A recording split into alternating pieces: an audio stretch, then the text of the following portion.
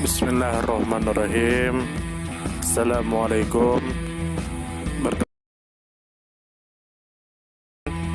Semoga kita baik-baik saja dan semoga kita masuk surga. Amin. Di buku-buku banyak tanda-tanda yang saya tidak tahu apa maksudnya, diantaranya adalah tanda penyingkat. Lalu ternyata tanda penyingkat atau apostrof adalah tanda baca pada bahasa yang menggunakan alfabet Latin atau alfabet tertentu lainnya. Peniadaan bunyi dalam ucapan. Tanda ini mirip dengan penutup tanda petik tunggal dan juga dengan simbol prima, meskipun memiliki fungsi yang berbeda. Menurut pedoman EYD, tanda penyingkat menunjukkan penghilangan bagian kata atau bagian angka tahun. Misalnya, 1. Ali, kan kusurati, kan sama dengan akan. 2. Malam, lah tiba, lah sama dengan telah. 3. Tanggal 1 Januari, 88, 88 sama dengan 1988. Dan juga apostrof ini merupakan tanda baca dalam bahasa Indonesia yang diartikan sebagai penyingkat.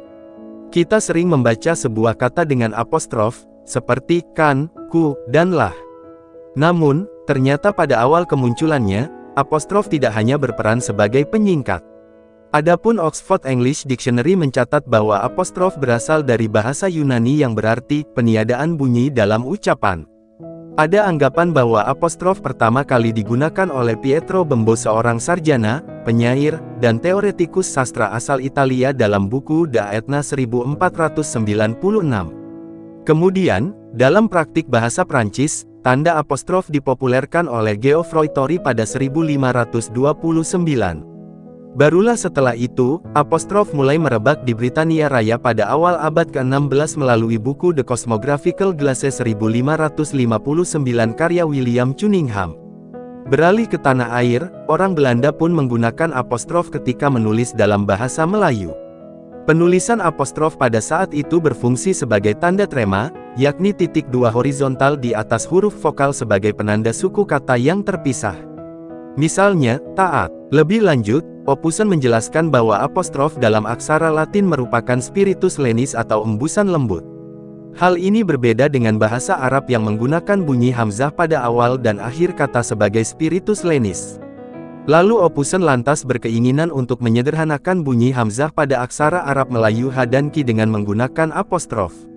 Kemudian, berdasarkan ejaan Suwandi 1947, bunyi hamzah atau yang serupa dengannya ditulis dengan huruf K pada akhir suku kata, seperti makna. Barulah dalam ejaan bahasa Indonesia yang disempurnakan edisi pertama 1972, tanda apostrof diatur sebagai penyingkat. Aturan ini diperkuat dengan terbitnya Pedoman Umum Ejaan Bahasa Indonesia 2015. Bahasa Indonesia hari ini hanya mengenal apostrof sebagai penyingkat kata dan tahun. Sumber 1. https://it.m.wikipedia.org/w-index.php.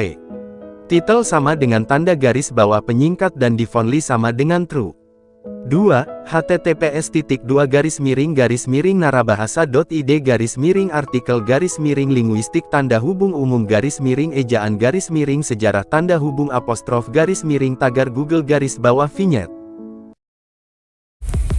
Terima kasih banyak.